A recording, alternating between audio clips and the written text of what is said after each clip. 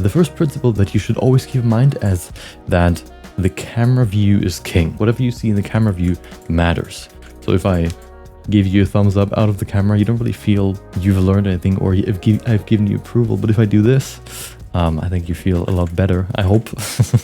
Yeah, so anything you see in the camera is what matters, because you know, you create a 3D environment, but then once the camera renders it, it gets crunched into a 2D environment anyway. So who cares what the 3D model really looks like, as long as it looks good in the end result. Do whatever it takes.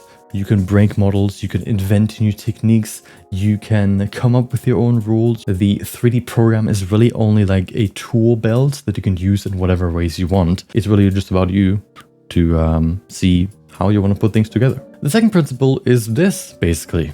2 balls. Congrats, you learned the second principle. No, what it means is 3D is always perfect. So as you can see here, we have 2 circles, you know, with an outline. But once again, if we go out of the illusion, we can see this one is actually a sphere, whereas this one is just a drawn, you know, circle. The sphere in 3D is set up to look perfectly spherical.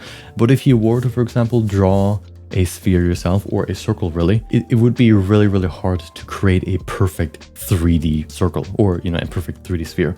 So what you would want to do is you would then want to think, okay, how can I turn this perfect circle into this? Could I maybe separate it so that the line art looks kind of imperfect? Could I maybe somehow, I don't know, like warp it a bit to make it look more, you know, less perfectly round? And all these kind of things you have to think through in your mind to remove the 3D perfectness out of your image and make it look a little bit more handmade.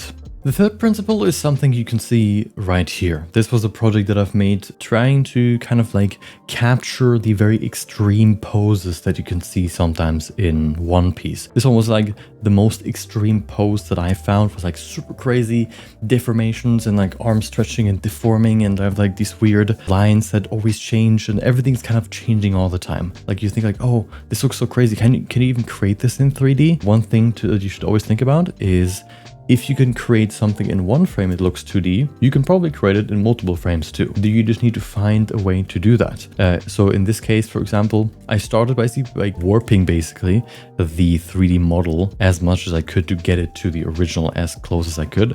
And then I drew over it with like lines to kind of fix or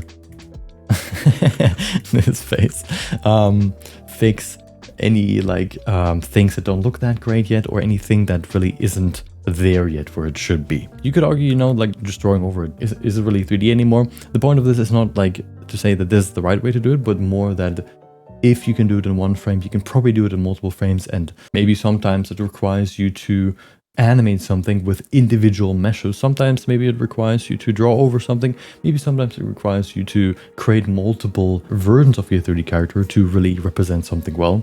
It all kind of depends on, you know, what you think would work best and what, of course, in the end looks best in, you know, the camera view. If you want to learn more about 3D anime, make sure to check out my free 3D anime course here on YouTube. In there, I basically try to condense all the information that I have gathered over the last 2.5 years of creating my projects and learning things and researching things and testing things basically.